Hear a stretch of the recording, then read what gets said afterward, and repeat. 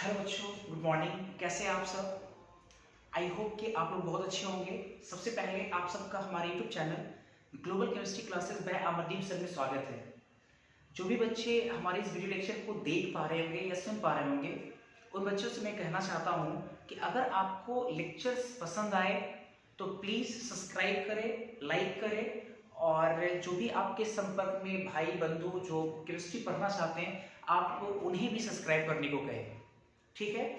और कई सारे बच्चे जो जेई और नीट की जो तैयारी है वो सीरियसली कर रहे हैं अगर हो, और तो मैं उन बच्चों को ये कहना चाहूँगा कि आपको एक बेहतर कंटेंट दिया जा रहा है, एक बेहतर क्वेश्चन के साथ इस पे काम कराया जाएगा।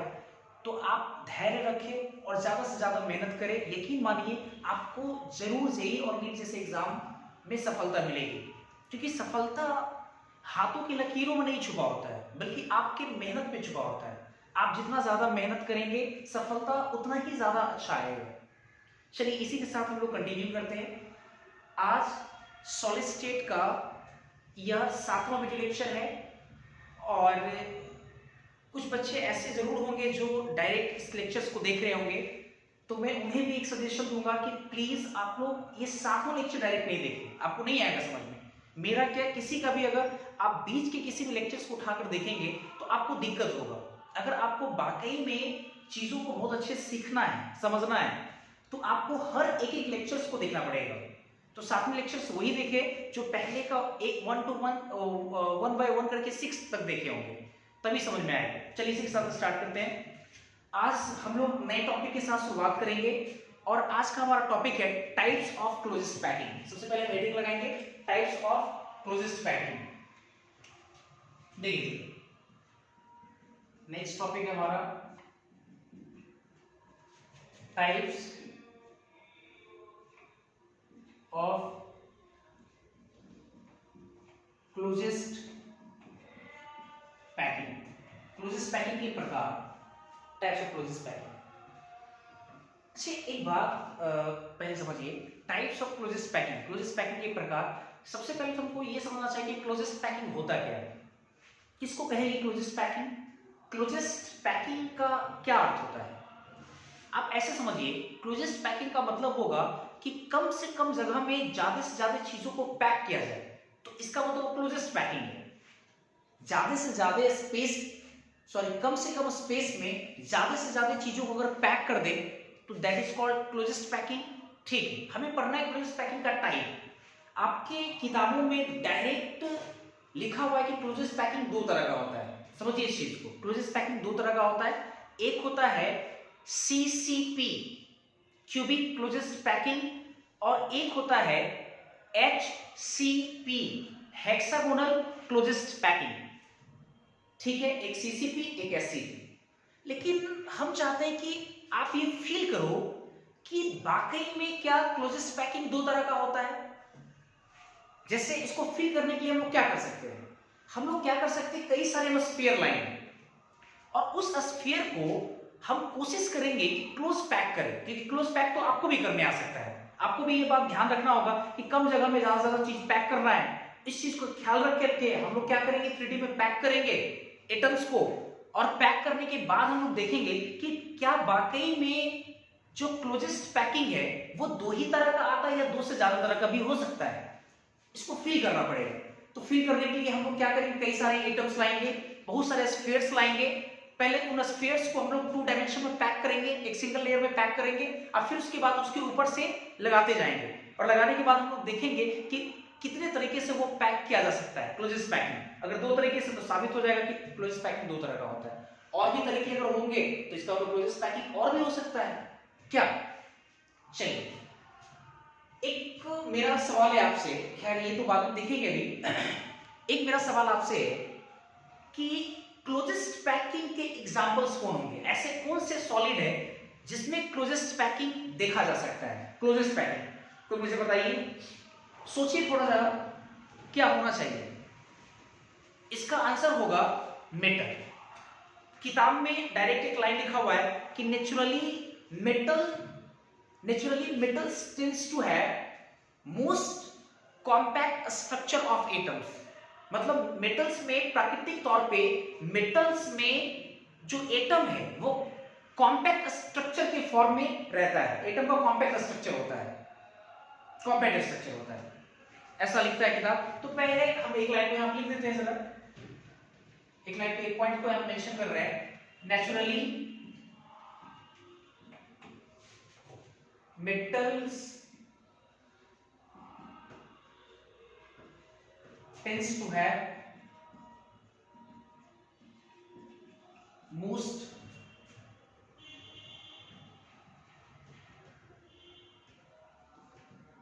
compact structure of atoms। ये किताब लिखता है कि मेटल्स कॉम्पैक्ट स्ट्रक्चर होता है, एटम्स का कॉम्पैक्ट स्ट्रक्चर रहता है।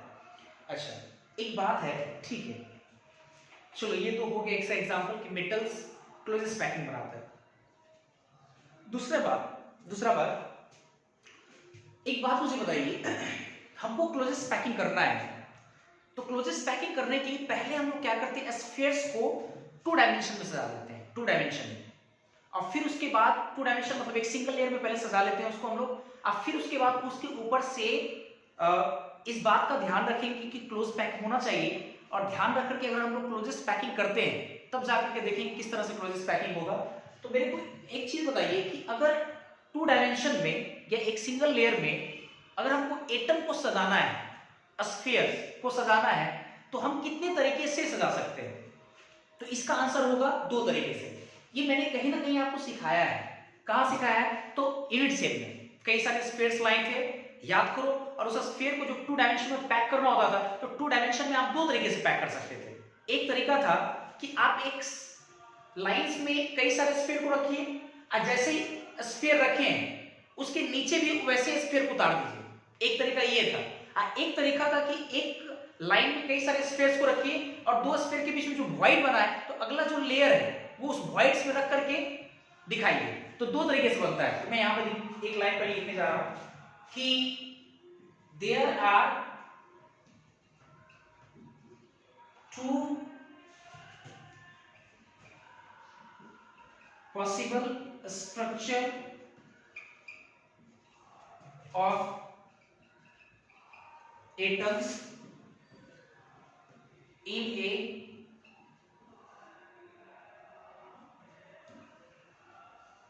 single layer, मतलब 2 डायमेंशन। 2 तरीके से एटम स्ट्रक्चर हो सकता है। कैसा? बढ़िया से देखिएगा आप लोग।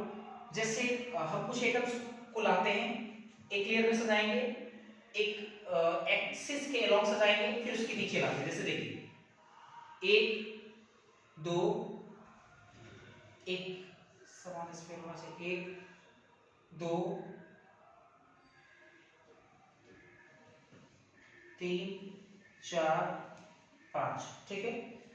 फिर उसके बाद जैसे इस एक्सिस के अलोंग लाए 5 एटम, वैसे ही नीचे वाले लेयर में भी वैसे ही एटम्स को लगाएंगे। ऐसे 1 2 3 4 5, ऐसे ही फिर से 1 2 3 4 5। देखो एक तरीका ये, इसको हम नाम देते हैं स्ट्रक्चर ए। एक तरीका ये। अच्छा एक तरीका क्या है, अगर 2 डायमेंशन में स्फीयर सजाना है हमको, तो एक तरीका क्या है कि एक आप स्फीयर लाइए ऐसे करके 2 3 4 5। अब इन दोनों के वॉइड्स में रखेंगे, इन दोनों के वॉइड्स में रखेंगे,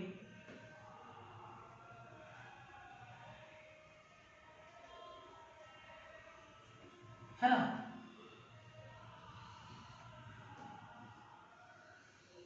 इन दोनों को वॉइड्स में रखते चलेंगे।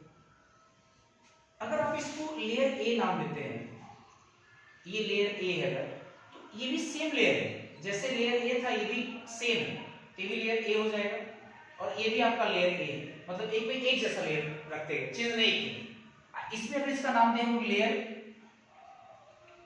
बी, सॉरी ए नाम दें इस वाले को, तो ये लेयर बदल गया है क्योंकि उसके जैसा नहीं है। इन इसके नीचे ये वाला आइटम नहीं आया है, बल्कि इन दोनों वॉइड्स में आया, तो ये लेयर बदल गया। इसका लेयर का नाम क्या बदल जाएगा? इसका लेयर नाम बी देखिए। फिर अगले लेयर में देखिए, अब इन दोनों के बीच में जो वॉइड बना है, अब इसमें रख देते हैं। इसमें जैसे ही तुम रखोगे देखो इससे मैच कर गया, तो ये आपका तीसरा वाला जो लेयर है वो ए जैसा ही बन गया है, ए जैसा बन गया। अगर यहाँ होता तो ऐसे करके रहती, यहाँ भी एक आएगा तो आगे ऐसे करके रहेगा, है ना, ऐसे करके बढ़ेगा। तो ये आपका देखो लेयर ए हो गया। तो देखो इसमें 2 डायमेंशन में सेम लेयर ए एक जैसा लेयर रिपीट करते गए, इसमें अल्टरनेट में layer A layer B layer A layer B ऐसे करके रिपीट करते चले। और ये दोनों अलग है, आप दो तरीके से पैक कर रहे हैं लेकिन दोनों पैकिंग अलग अलग है ना, दोनों पैकिंग अलग अलग है। अब कुछ बच्चे ऐसे कहते हैं सर मुझे ये साबित करके दिखाइए या मुझे बताइए कि वाकई में ये दोनों अलग अलग है, या हम कैसे समझ पाए कि अलग अलग है या सेम है। तो देखो आप समझ सकते हो, इस वाले में कोई भी अगर आप एक स्फीयर को उठाएंगे, कोई भी एक स्फीयर को, तो वो 4 के टच में आएगा।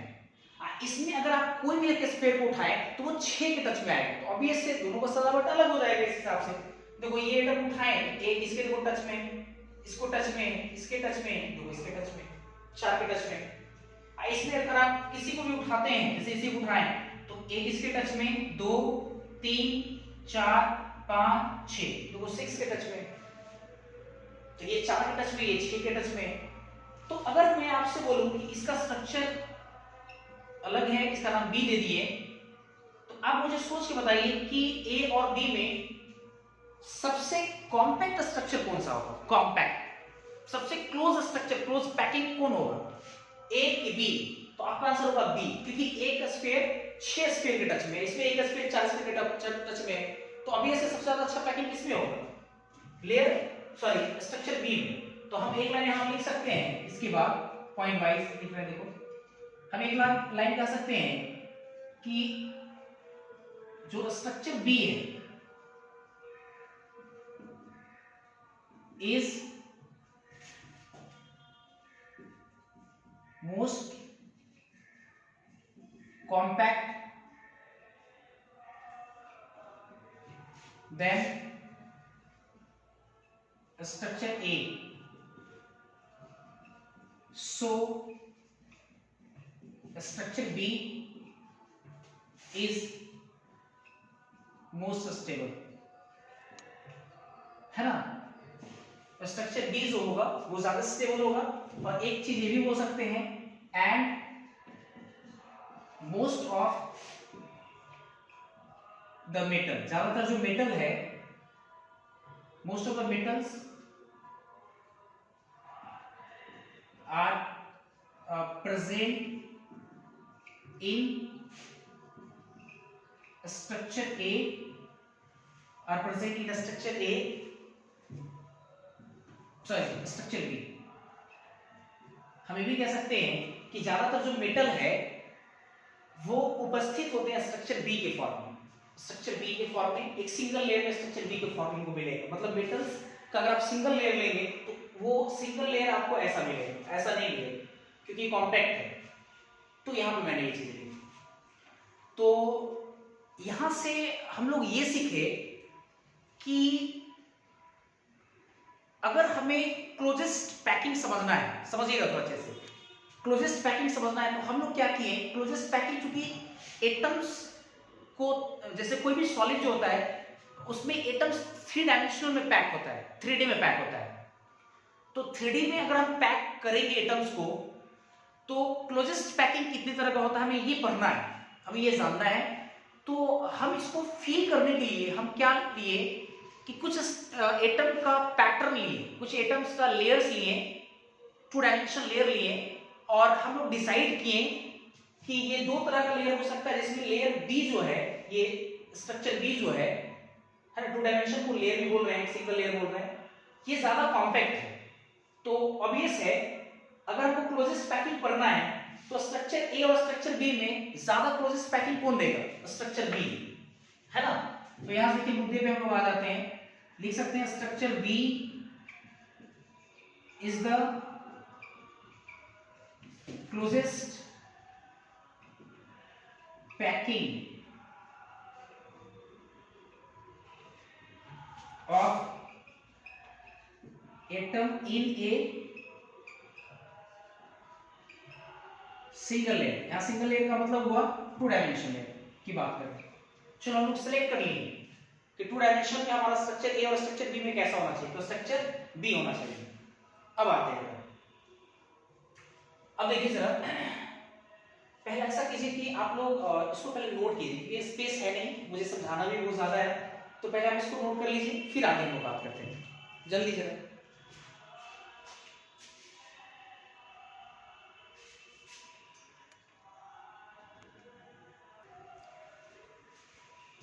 चलिए देखिए इसके बाद हम लोगों ने पहले ये सिलेक्ट कर लिया कि वन सिंगल लेयर में अर्थात टू डायमेंशन में क्लोजेस्ट पैकिंग कौन सा हो, तो structure B is the closest packing of atom in a single layer, हमने सिलेक्ट कर लिया। अच्छा, स्ट्रक्चर बी में क्या खासियत था कि कोई भी एक एटम 6 एटम के टच में है और स्ट्रक्चर ए में एक एटम 4 एटम के टच में, तो हम ऐसा करते हैं कि उतने सारे एटम्स में हम कुछ एटम का एक पैटर्न लेके आते हैं, मतलब हम एक एटम लाते हैं उसके संपर्क में 6 एटम ऐसा दिखाते हैं। जैसे देखिएगा, जैसे ये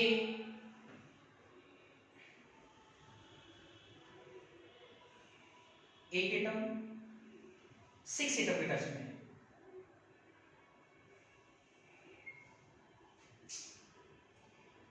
एक जैसा स्फीयर होना चाहिए तभी पिक्चर्स में परफेक्शन दिखेगा। अरे यार,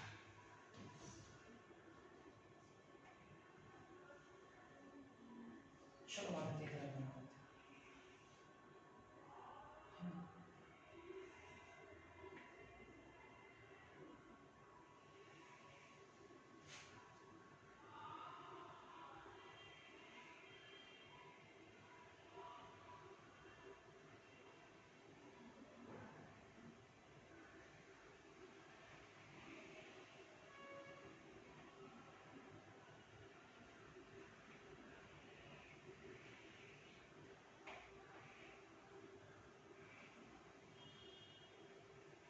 देखिए सर, एक एटम 6 एटम टच में ऐसा हम दिखाते हैं, एक सिंगल लेयर में इसी तरह से था, एक एटम 6 एटम टच में,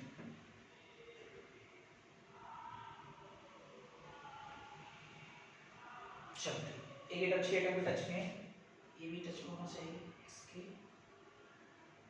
है ना?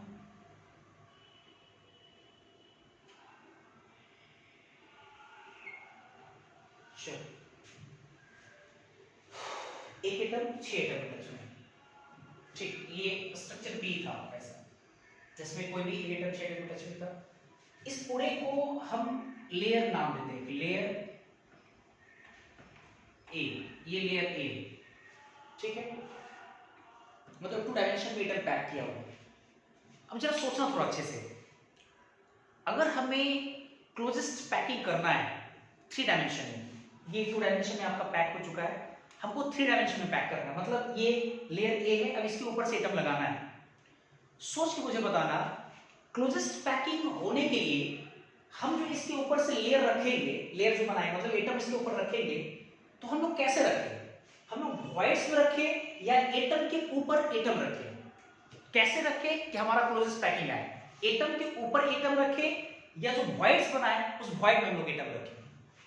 सोच के बताइए जरा आप लोग, और इसका आंसर होगा वॉइड्स में रखेंगे हम लोग। अच्छा, इसमें कितने वॉइड्स? 1 2 3 4 5 6 वॉइड है, तो लेयर ए के ऊपर 6 वॉइड है ना?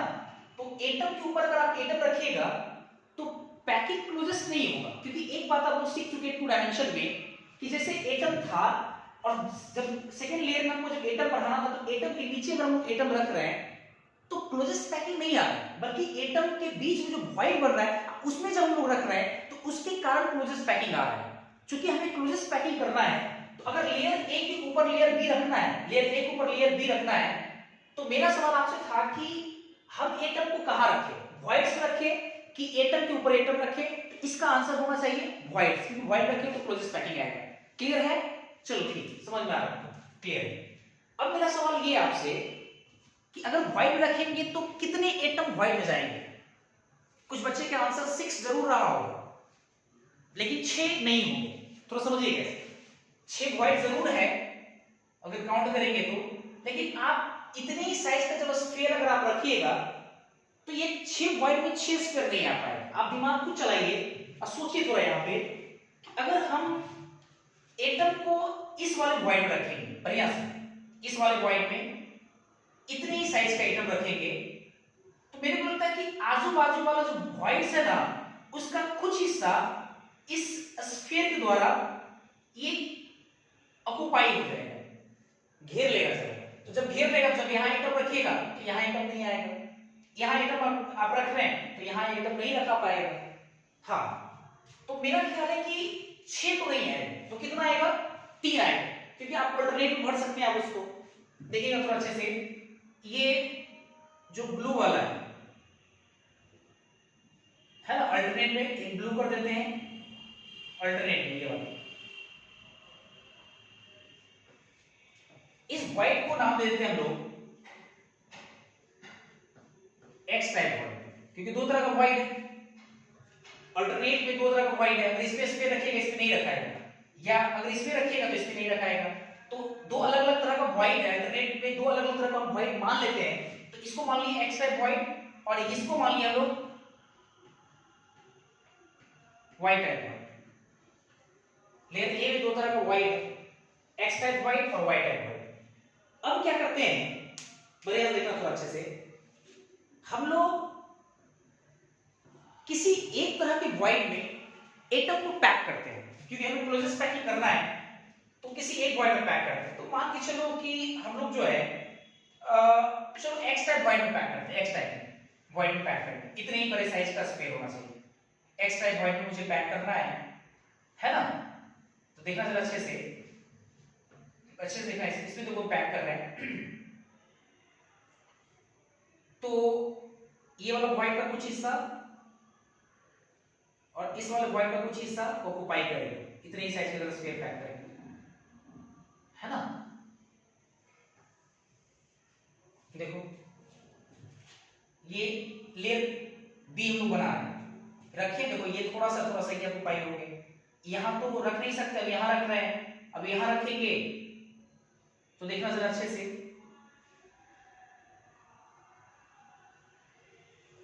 देखो ये इस व्हाइट में रखे, इस व्हाइट का कुछ हिस्सा पैक हो गया, थोड़ा सा स्पेस ऑक्युपाई कर लेगा, ये एटम इस वाले व्हाइट का कुछ हिस्सा ऑक्युपाई होगा, इसका तो यहां पे एटम नहीं रख पाएंगे, ठीक है।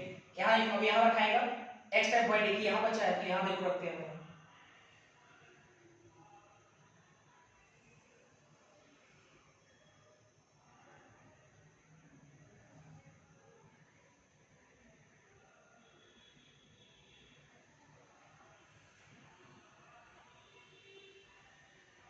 थोड़ा स्फीयर अगर परफेक्ट बनता ना, परफेक्ट साइज का स्फीयर अगर रहता, तो पिक्चर्स में परफेक्शन बहुत ज्यादा आपको दिखता है। थोड़ा बहुत जरूर आपको समझ में आ रहा होगा, उम्मीद करते हैं आपसे। चलो ये हो गया। देखो पहले लेयर में हम लोगों ने लेयर ए में एक एटम 6 एटम के टच में हम लोग रखे, समझिएगा इस बात को।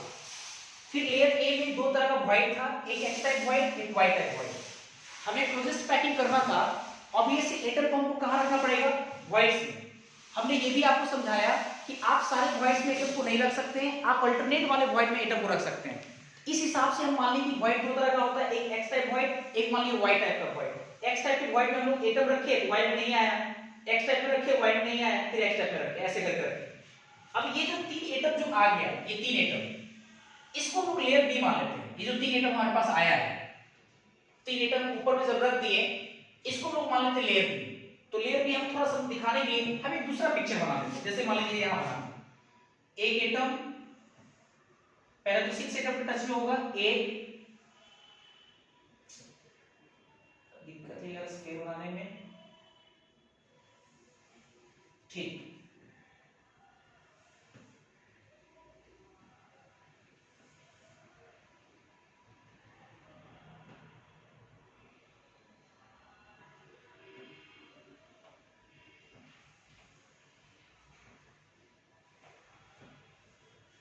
देखो ये हो गया आपका,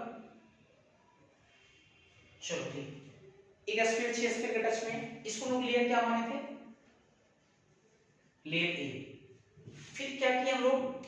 ऊपर से फिर रखे हम लोग, ऊपर से अल्टरनेट व्हाइट। ये एक्स टाइप का व्हाइट, ब्लू वाला जिसको हम लोग डार्क कर रहे हैं, यहाँ पे ब्लू से कलर कर रहे हैं, इसको एक्स टाइप व्हाइट मान लें।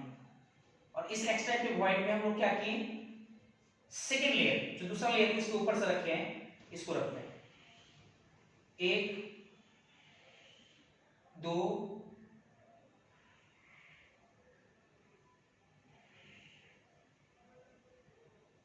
इतने ही। जैसे पूरे जो 3 एटम्स रखा है ऊपर में, लेयर बी इसको मान रहे हैं, ये पहला अंदर में एक एटम, उससे 6 एटम टच में है, उसको लेयर ए माने।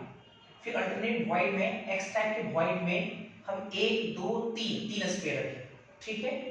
तो रखने के बाद ये जो देखो तीसरा स्फीयर ऐसे रखें, ऐसे रखिए। रखने के बाद आप इसको लेयर बी मान लीजिए। लेयर बी इसलिए मान रहे हैं क्योंकि जो लेयर ए है उससे अलग लेयर आ रहा है, 3 एटम का जो एक पैटर्न आ रहा है वो नीचे वाले से बिल्कुल अलग है, तो इसका नाम दे दिए लेयर बी। आपको लेयर ए में 2 तरह का व्हाइट दिखा था, एक्स टाइप व्हाइट टाइप। अब जैसे लेयर बी है, ये 3 एटम को लेयर बी माने, तो देखो एक नए तरह का देखो व्हाइट एक यहां बना है, देखो अच्छे से इन तीनों के बीच में। इसको हम लोग मान लिए Z टाइप व्हाइट। थोड़ा सा इमेजिनेशन करो अच्छे से, Z टाइप इसको व्हाइट मान लो। और जब तीनों एटम को जो आप फील किए एक्स टाइप के व्हाइट में, तो देखो व्हाइट टाइप का व्हाइट देखो खाली है, देखो खाली है। तो Z, तो आपका सेकंड लेयर में एक एक्स टाइप का भी व्हाइट देखो बन रहा है, एक्स टाइप का व्हाइट, एक्स टाइप का ये वाला व्हाइट है ना। तो हम लोग बोल सकते हैं लेयर बी में 2 तरह का व्हाइट है, एक सॉरी एक्स निकल बोले व्हाइट टाइप व्हाइट भी बच रहा है। तो व्हाइट टाइप व्हाइट, एक बन रहा है आपका Z type white, Z type white. देखो 2 तरह का व्हाइट बन रहा है लेयर बी में। फिर हमको 3D में क्लोजेस्ट पैकिंग करना है, तो पहले 2 डायमेंशन में किए, उसके बाद फिर ऊपर से लगाएं, लेयर बी तैयार किए। अब लेयर बी के ऊपर फिर एक और लेयर लगाएंगे। अब लेयर बी के ऊपर एक और लेयर लगाएंगे, तो कितने तरीके से लेयर लगा सकते हैं? तो आपका आंसर होना चाहिए 2, क्योंकि 2 तरह का व्हाइट बन रहा है लेयर बी में, 2 तरह का व्हाइट बन रहा है, एक Z टाइप व्हाइट, एक आपका व्हाइट टाइप व्हाइट। 2 तरह का व्हाइट बन रहा है। देखो हम यहां से ये लिख सकते हैं, हम लोग 2 तरीके से तीसरा लेयर लगा सकते हैं, 2 तरीके से लगा सकते हैं। देखेंगे जरा, जैसे एक लगा सकते हैं, लिखते हैं इसमें, if third layer is placed on Z type white. एक बार Z टाइप के व्हाइट पे हम लोग लेयर थर्ड लगाए, Z टाइप के व्हाइट पे। अच्छा मेरा सवाल एक बात और है, Z टाइप का व्हाइट और Y टाइप का व्हाइट दोनों अलग अलग व्हाइट है, यस और नो? यस। Z टाइप का व्हाइट और एक Y टाइप का व्हाइट, ठीक है। तो Z टाइप के व्हाइट पर एक बार थर्ड लेयर रखेंगे, if third layer is placed on Z type white. और एक तरीका क्या है कि अगर हम if third layer is placed on Y type white, Y type of whites में रखें इसको, Y टाइप के व्हाइट। इस चीज को बढ़िया से फील कीजिए, आप लोग समझिए इस चीज को। अगर मान लीजिए हम Z टाइप के व्हाइट अगर रखेंगे तीसरा लेयर, इमेजिन कीजिए, थोड़ा सा सोचने की क्षमता को बढ़ाइए, तो आपको जो तीसरा लेयर है, लेयर C जो बनेगा, वो लेयर A से मैच कर रहा है। देखिए कैसे मैच करेगा, थोड़ा इमेजिन करो जरा। लेयर A में जो नीचे वाला लेयर है, एक स्फीयर और 6 स्फीयर उसके सराउंडिंग में है। लेयर बी में हम लोग देख रहे हैं क्या कि जो 6 व्हाइट बना है लेयर ए में, उसके अल्टरनेट व्हाइट में 3 स्फीयर गया, ठीक है। उसके बाद बीच में एक व्हाइट बना। अब जैसे उस बीच वाले व्हाइट जिसको Z टाइप का व्हाइट बने, अगर उसमें हम रखेंगे, अगर एटम को हम रखेंगे, इमेजिन करो थोड़ा, तो क्या होगा कि वो नीचे वाला जो एक एटम है लेयर ए में, एकदम उसके आमने सामने आ जाएगा, जैसा नीचे वैसा ऊपर में। और उसी तरीके से एक बीच में व्हाइट भी चला गया, 3 के ऊपर में चौथा वाला लेयर में, सॉरी तीसरे वाले लेयर में Z टाइप का व्हाइट में एक रखे हैं, और उस एक के चारों तरफ से 6 स्फीयर। तो नीचे वाला और तीसरा लेयर देखो एकदम बिल्कुल मैच कर रहा है। तो लेयर्स जो अगर Z टाइप का व्हाइट में रखते हैं थर्ड लेयर, तो हम लोग बोल सकते हैं कि ए लेयर के जैसा हो जा रहा है, इसलिए बोल सकते हैं third layer is placed on z type of void, then तो लेयर ए इज रिपीटेड, तो लेयर ए इज रिपीटेड, तो लेयर ए फिर से रिपीट कर जाता है। लेकिन जरा सोचो पहले, ठीक है ये तो चलो लेयर रिपीट कर जाता है, अच्छा फिर से लेयर ए रिपीट कर जाता है, अच्छा लेकिन अगर आप तीसरा जो लेयर है अगर व्हाइट टाइप ऑफ व्हाइट रखते हैं, जैसे यहां रखते हैं, यहां पे जैसे अगर आप यहां रखते हैं तो ना तो वो लेयर ए से मैच कर रहा है, ना तो लेयर बी से मैच कर रहा है, ना तो वो प्रीवियस किसी भी लेयर से मैच नहीं कर रहा, ना ए ना बी से मैच कर रहा है। तो एक बोल सकते हैं हम लोग if third layer is placed on void above void, then a new layer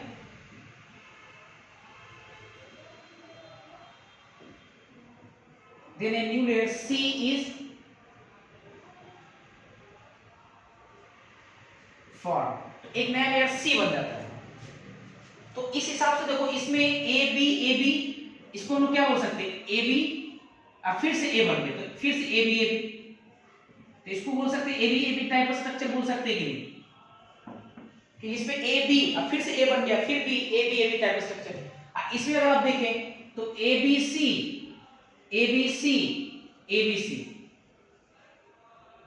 type का स्ट्रक्चर कह सकते हैं इसको, टाइप स्ट्रक्चर क्या। इस हिसाब से ब्रेस देखिएगा तो आप दो तरीके से पैकिंग कर सकते थे, एक बार Z टाइप टू वाइड रख सकते हैं, एक बार Y टाइप टू वाइड रख सकते हैं। Z टाइप टू वाइड रखने के बाद AB टाइप का स्ट्रक्चर बनता है, और अगर Y टाइप टू वाइड रखते हैं तो ABC टाइप का स्ट्रक्चर बनता है, ABC टाइप स्ट्रक्चर बन जाता है। अच्छा, और इसी को हम बोलते हैं जो दो नए तरह का देखो क्लोजेस्ट पैकिंग हुआ है, इसको कुछ कहते हैं, याद करो आपको एफसीसी में हमने पढ़ाया था, FCC is also known as CCP और CCP is also known as ABC type structure. तो यहाँ पे एबीसी टाइप स्ट्रक्चर आया है, तो क्या इसी चीज को हम लोग और करके बोल सकते हैं एफसीसी या CCP full form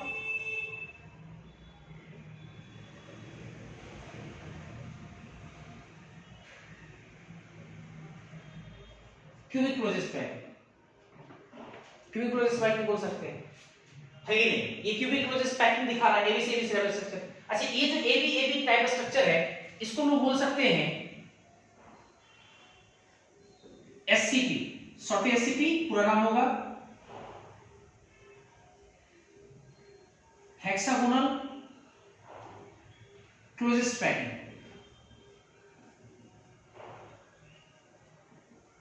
hexagonal closest packing क्या सर वाकई में हेक्सागोनल क्लोजेस्ट पैकिंग बन रहा है, या आप ऐसे लिख दे रहे ना, देखो बिल्कुल हेक्सागोनल क्लोजेस्ट पैकिंग बन रहा है। जो नीचे वाला लेयर है, एक एटम 6 स्फीयर से टच में है, उन 6 स्फीयर के सेंटर को मिलाइए, देखो जरा अच्छे से, एक रेगुलर हेक्सागोन बन रहा होगा, एक रेगुलर हेक्सागोन बनेगा, एक स्फीयर नीचे लेयर ए में एक स्फीयर और 6 स्फीयर चारों तरफ से, तो जब 6 स्फीयर के सेंटर को मिलाइएगा तो एक रेगुलर हेक्सागोन बनेगा, फिर 3 एटम और फिर वैसे ही ऊपर में 6, एक के सराउंडिंग में 6, तो 6 को फिर मिलाइएगा तो रेगुलर हेक्सागोन बनेगा। तो ऊपर का हेक्सागोन सरफेस, नीचे वाला भी हेक्सागोन सरफेस, तो दोनों को मिला के क्या हेक्सागोनल प्रिज्म बनेगा कि नहीं, और हेक्सागोनल अगर प्रिज्म बन गया तो ऐसे क्लोजेस्ट पैकिंग को बोलेंगे हेक्सागोनल क्लोजेस्ट पैकिंग। तो इसका मतलब अब आते हैं मुद्दे पे, यहां से इतनी जो सारी बातें समझाएं, अगर आपको एकदम नहीं समझ में आया तो आप किताब की सीधा लाइन पे आइए। किताब लिखता है कि दो तरह का क्लोजेस्ट पैकिंग होता है, मैंने आपको समझाया कैसे होता है। There are two type of closest packing, एक होता है क्यूबिक क्लोजेस्ट पैकिंग जिसको हम लोग शॉर्टली कहते हैं सीसीपी, और एक होता है हेक्सागोनल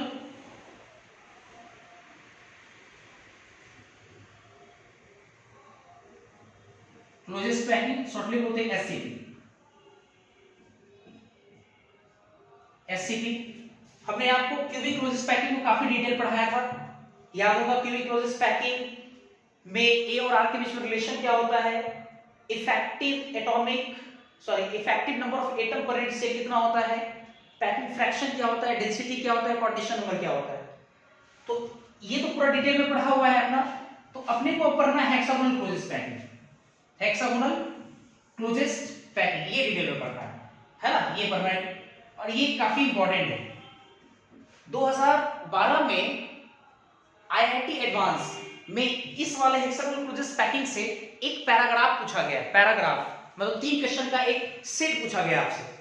तो ध्यान रखिए ये बड़ा इंपॉर्टेंट है, जेईई वगैरह में डायरेक्ट पूछा जा सकता है। तो इसके बाद हम लोग एक बड़ा सा हेडिंग लगाएंगे, हेक्सागोनल क्लोजेस्ट पैकिंग। पहले आप इसको नोट कर लीजिए, आई होप कि आपको समझ में आ गया हो।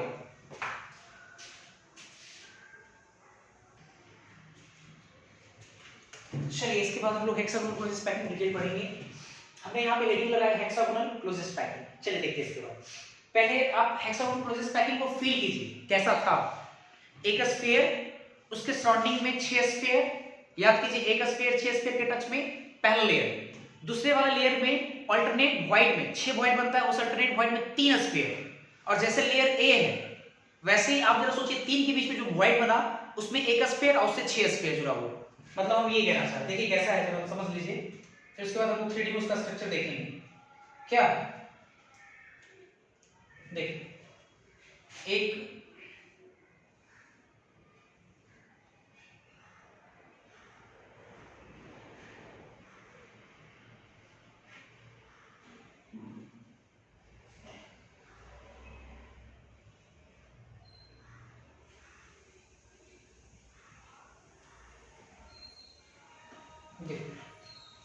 वैसे इस चीज को समझना किस प्रकार से पैटर्न सजा हुआ है। देखिए सर अच्छे से देखिए, एक लेयर में इसको लेयर हम लोग ए नाम देते हैं, लेयर ए। ऐसा ये लोग देखे।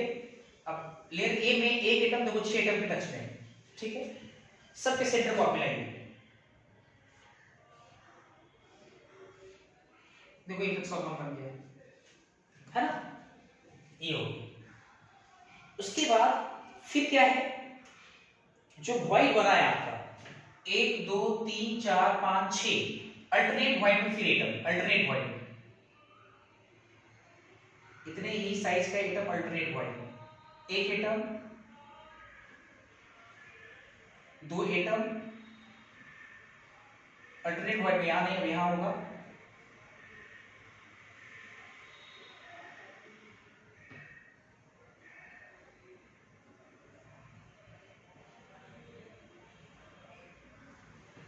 देखो ये 3 एटम हो गया, सॉरी इसके टच में होगा, देखो ये 3 एटम टच में हो गया। थोड़ा अजीबो गरीब फील हो रहा है थोड़ा सा आपको, है ना। चलो आप इमेजिन कीजिए चीजों को, बहुत अच्छे से क्लियर हो जाएगा ये चीज। क्या ऐसे करके, चलो ठीक है, ये 3 एटम दिख रहा होगा आपको। अब फिर ये इसको लेयर बी मान लेंगे, ये वाला जो आपका है, ये वाला ये लेयर बी है ना। ये जो व्हाइट बना है ये बीच में ये वाला, अब इसके इसमें जैसे ही रखेंगे तो देखो ये नीचे वाला स्फीयर को ढकेगा कि नहीं, मतलब ये तीसरा लेयर में एक एटम यहाँ पे और फिर इसके बाद 6 एटम उसके बगल से, समझ रहे हैं आप लोग। उसके ऊपर से देखो रखना है ऐसे,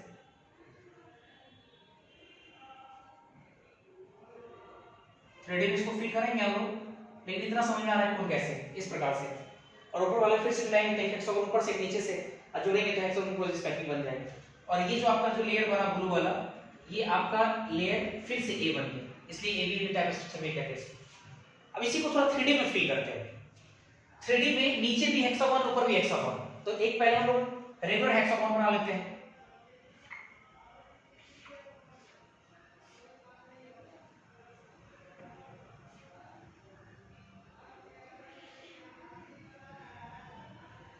थोड़ा क्रॉस करके करना, नहीं तो अगर रेगुलर बनाओगे तो आगे का जो फ्रंट वाला जो लाइन है वो पीछे वाली लाइन से मर्ज कर जाएगा, इसलिए थोड़ा सा क्रॉस करके बनाना, पहले ही आपको बता रहे हैं। चलिए उसके बाद फिर देखिए जरा, तो पीछे वाले को हम डॉटेड लाइन से दिखाएंगे, ठीक है। देखो पीछे वाले इसको इससे देखो मिला दें, फ्रंट वाले को चलो बोल्ड लाइन से दिखा देते हैं।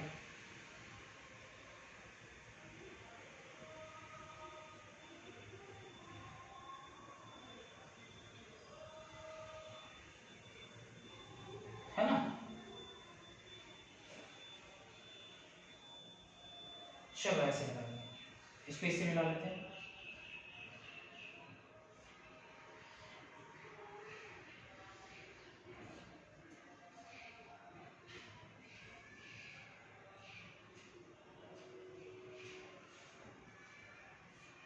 चलो और इसको इससे मिला लेंगे, इसको इससे मिला लेंगे। देखो एक रेगुलर हेक्सागोन बन रहा है, बिल्कुल दिख रहा होगा आपको। हाँ वेरी गुड, दिख रहा है। चलो ठीक, अब कौन कहाँ पे मैं इसको दिखा रहा है आपको, लैटिस पॉइंट की वजह से दिखा रहा है पेपर रिप्रेजेंटेशन को थोड़ा आसान करने के लिए। एक एटम देखो यहाँ पे है, सारे कॉर्नर पे है हेक्सागोन के, 3 4 5 6 और एक देखो यहाँ बीच में, सही है।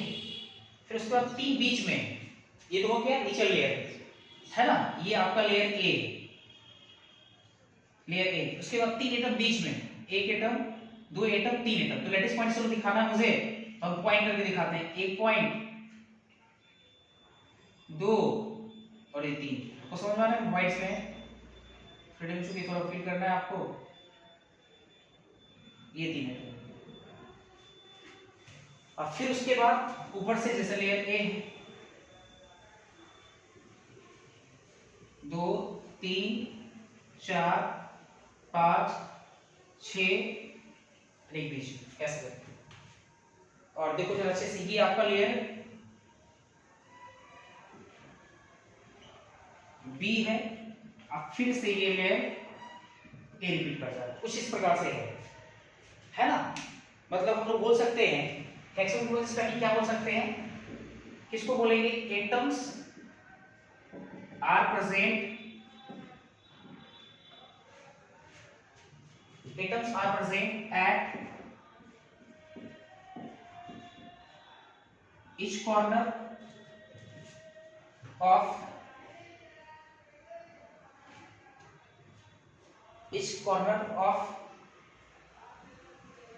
a hexagon,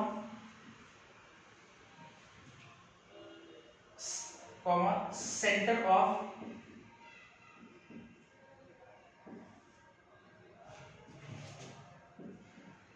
each hexagonal faces and 3 atoms are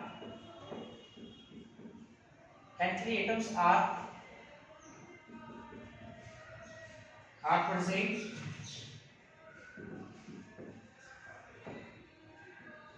at body center। ठीक है, ये 3 लाइन बड़ा इंपॉर्टेंट है।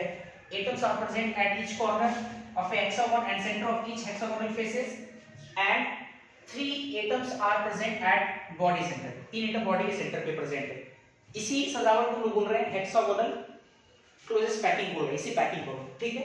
अच्छा, अब इसमें कई सारे पैरामीटर्स आपको पढ़ना है, जैसे आपको पढ़ना है ए और आर का रिलेशन क्या है। तो अगर आप ये वाला एज लेंथ अगर आप ए मान लेते हैं, ये वाला एज हेक्सागोनल रेगुलर जो हेक्सागोन है उसका एज लेंथ हम लोग ए मान लेते हैं और आर उसका एटॉमिक रेडियस है। तो आप साफ साफ देखिए यहां से ये वाला डिस्टेंस, ये डिस्टेंस ए अगर मान लिए तो ये आपको पता है आर, ये भी आर है। तो पहला तो आपको समझ में आ गया होगा गवर्निंग जो इक्वेशन होगा ए और आर का लागू होने वाला इक्वेशन होगा वो ए बराबर 2r। वेरी वेरी इंपॉर्टेंट है ना, हेक्सागोनल स्पैकिंग ए और आर रिलेशन ए बराबर 2r। पहला तो ये हो गया। चलिए इसके बाद सेकंड देखते हैं। सेकंड यहां लिखना है। सेकंड हम लोग निकालेंगे effective number of atoms per unit cell. Effective number of atom per unit cell है ना, एक यूनिट सेल में एटम का इफेक्टिव संख्या जिसको हम लोग z मानते हैं, ये कितना होगा z, इसको निकालना है। तो z बराबर, जरा देखेंगे सब लोग, z बराबर देखिए कुछ एटम्स कॉर्नर पे है, कुछ फेस के सेंटर पे है और कुछ बॉडी के सेंटर पे है। याद करो जो एटम कॉर्नर पे होता है वो कितना कंट्रीब्यूट करता है एक यूनिट सेल में। आप लोग क्या आंसर होंगे 1/8, लेकिन यहाँ पे क्यूब नहीं है, क्यूब रहेगा तो 1/8 शेयर करेगा, यहाँ पे 1/8 शेयर नहीं करेगा। दिमाग चलाओ थोड़ा, यहाँ कितना शेयर होगा, यहाँ पे एक एटम एक हेक्सागोनल यूनिट सेल में मात्र 1/6 हिस्सा शेयर करेगी। देखिए कैसे, थोड़ा समझिएगा अच्छे से। जैसे आप ये समझिए, देखो जब ऐसे समझो, जैसे मान लो ये 8 क्यूब बना लो, थोड़ा इमेजिन करो कि 8 क्यूब है। कैसे 8 क्यूब है, जैसे देखना, इसके नीचे 4 क्यूब है, 1 2 3 4, नीचे वाला 4 क्यूब, और 4 क्यूब मान लो इसके ऊपर से। तो ये जो कॉर्नर वाला आइटम है, देखो ये कॉर्नर वाला item 1 cube 2 cube 3 cube 4 cube, 4 नीचे वाला क्यूब और 4 ऊपर वाला क्यूब से कॉमन है, इसलिए यहां पर रखे हुए एक एटम का कंट्रीब्यूशन एक यूनिट सेल में कितना होगा, 1/8 होगा। लेकिन जरा हेक्सागोन में देखो यार अच्छे से, अगर तुम थोड़ा देखोगे बढ़िया से तो क्लियर हो जाएगा तुमको कि हेक्सागोन में होता क्या है, थोड़ा देखना अच्छे से।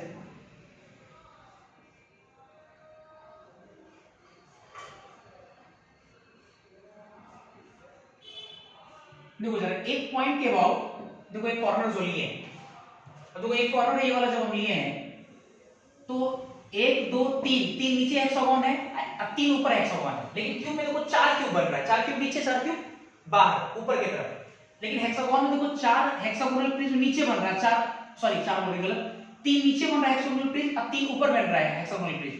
तो इसका मतलब इस कॉर्नर पर रखे हुए एटम का एक को कितना मिलेगा, 1/6 हिस्सा मिलेगा, और इसमें कितना मिलेगा, 1/8 हिस्सा मिलेगा। तो 1/6 होगा वो, 1/6 मेरा ख्याल है आपको समझ में आ रहा है, 1/6 होगा। तो देखो जरा अच्छे से, z बराबर एक कॉर्नर से रखे हुए एटम का 1/6 हिस्सा कंट्रीब्यूट करेगा।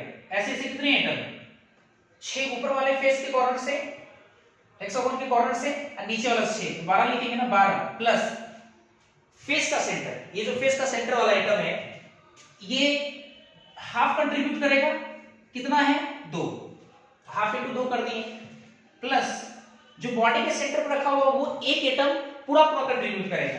तो ऐसे कितने एटम, 3, 1 इंटू 3, तो ये मेरे को लगता है 6 गुना 12 1, तो z बराबर कितना आ जाएगा, 6 आ जाएगा z बराबर। तो देखो हमारे पास तीसरा जो दूसरा जो आया है z का वैल्यू, z बराबर 6, ये बड़ा इंपॉर्टेंट है, z बराबर 6, SCP z बराबर 6, SCP a बराबर 2r, z बराबर 6, जैसे PCC में z बराबर 1, BCC में z बराबर 2, FCC में z बराबर 4, SCP में z बराबर 6। तो ये याद रखिए, दूसरा हो गया। चलिए तीसरा आते हैं। तीसरा हम लोग पढ़ेंगे डेंसिटी। डेंसिटी, इसका डेंसिटी हमको निकालना है। Density of crystal, D general formula Z into N divided by Na into A cube, Na into A cube. लेकिन इसके लिए A क्यूब नहीं होगा, A क्यूब तब होता है जब यूनिट सेल कैसा होता है, क्यूब होता है। यहाँ क्यूब नहीं है, यहाँ पे हेक्सागोन है, तो हेक्सागोन का वॉल्यूम होना चाहिए, है कि नहीं। A क्यूब तो क्यूब का वॉल्यूम होता है, क्या हेक्सागोन और क्यूब का वॉल्यूम सेम होगा, बिल्कुल नहीं होगा। तो क्यूब का वॉल्यूम A क्यूब होता है, हेक्सागोन का वॉल्यूम ध्यान लिखना पड़ेगा, वॉल्यूम ऑफ हेक्सागोन रखना पड़ेगा। नोट में मैं अभी थोड़ा देर के लिए सिखा दे रहा हूं या बता दे रहा हूं आपको, हेक्सागोन का वॉल्यूम मैं डायरेक्ट लिख रहा हूं, हालांकि इसका प्रूविंग भी है। जिस बच्चे का मैथमेटिक्स बहुत अच्छा है वो प्रूविंग समझ भी सकते हैं, आपको देखेंगे, हम करा भी देंगे। चलिए देखिए, volume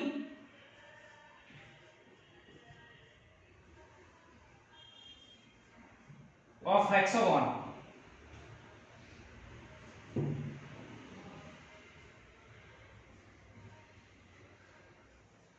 volume of hexagonal prism बराबर होता है 24√2 आर का फंक्शन लिख रहे हैं आर क्यूब, ये इतने बराबर होता है। ये एक नोट करके मैं लिखा रहा हूं, इसका प्रूविंग भी है, देखेंगे हम लोग बाद में, लेकिन इतना होता है। तो इसलिए डेंसिटी अगर मुझसे से पूछा गया डी बराबर कितना लिखेंगे, z 6 हो जाएगा वैल्यू एसपी के लिए, m जो एलिमेंट रहेगा m ले लेंगे वहां पे उसका मोलर मास, n 6 × 10 की पावर 23 एवोगाड्रो नंबर। अब वॉल्यूम ऑफ हेक्सागोनल प्रिज्म की जगह कितना लिखेंगे, 24√2 r क्यूब। इसको लेकर सॉल्व कर लेंगे, डेंसिटी आ जाएगा नहीं। तो इसके पहले आप इसको नोट कीजिए, फिर उसके बाद फिर आगे देखते हैं, और भी कुछ पैरामीटर्स आपको भरना है।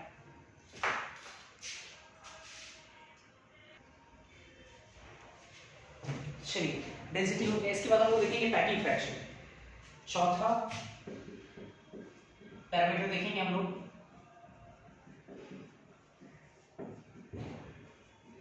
Packing fraction. रो बोलते हैं इसको। तो रो बराबर जनरल फॉर्मूला, फॉर्मूला से पहले जो मैंने वर्ड में फॉर्मूला दिया था वो उसको बताइए जरा। रो पैकिंग फ्रैक्शन का फॉर्मूला दिया था मैंने, volume of atoms in a unit cell divided by volume of unit cell, ये दिया था मैंने। अच्छा, volume of unit cell, volume of atom है ना इन यूनिट सेल, एक यूनिट सेल में एटम के द्वारा कितना वॉल्यूम ऑक्युपाइड है ये निकालना है।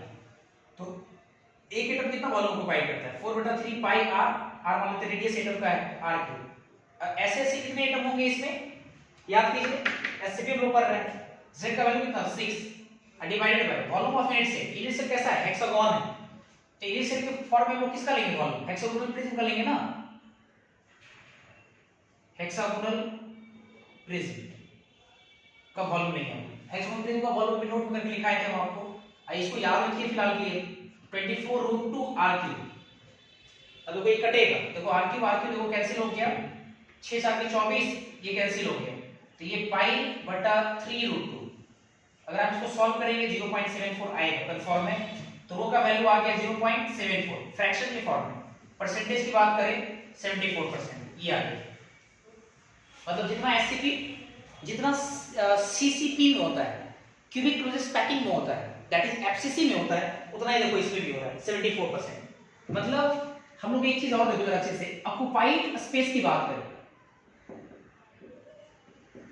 ऑक्युपाइड स्पेस तो 74% भरा हुआ है, और अगर इम्पटी स्पेस की बात करें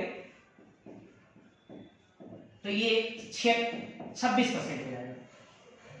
ये बड़ा इंपॉर्टेंट है क्योंकि डेटा जाना पहचाना है और एक गैप डाटा है, तो इसलिए आप इंपॉर्टेंट है। Occupied space 74%, empty space 26%। और लास्ट एक पैरामीटर आपको करना है 5वां नंबर, कोऑर्डिनेशन नंबर।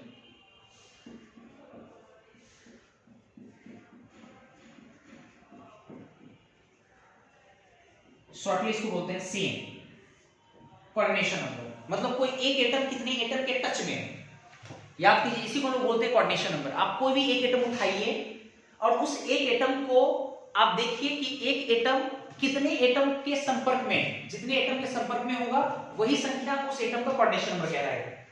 इसमें अगर आपको कोऑर्डिनेशन नंबर बताना है तो आसान क्या है, कौन सा एटम को लेकर के कोऑर्डिनेशन नंबर देखना आसान है, जो बीच में है या जो बाहर में, जो बीच में। तो बीच में मतलब कि जो घिरा हुआ कई सारे एटम से, देखो इस एटम को लेकर देखना बड़ा आसान है, इस वाले एटम को लेकर, मतलब हेक्सागोनल जो फेसेस है उसके सेंटर वाले एटम को लेकर के देखना आसान। जैसे इसको देखिए आप, इसी को समझते हैं, ये ज्यादा आसान रहेगा। अब देखो याद करो, ये जो है हेक्सागोनल फेस के सेंटर पे, तो ये 6 एटम से टच में था अपने लेयर से, याद करो, याद है ना, ये 6 से टच में था क्या, तो ये अपने लेयर में 6 एटम से टच में हो गया। अब फिर याद कीजिए कि जब एक एटम 6 एटम के टच में होता है, जब एक एटम से टोटल 6 एटम अगर टच में है,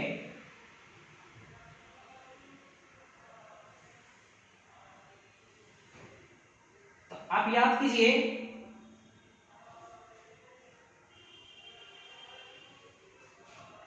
कि 6 तरह का वॉइड बनता था, 6 तरह का वॉइड बनता था, ठीक है, 6 वॉइड बन रहा था, उसके बाद फिर अल्टरनेट वॉइड आता था।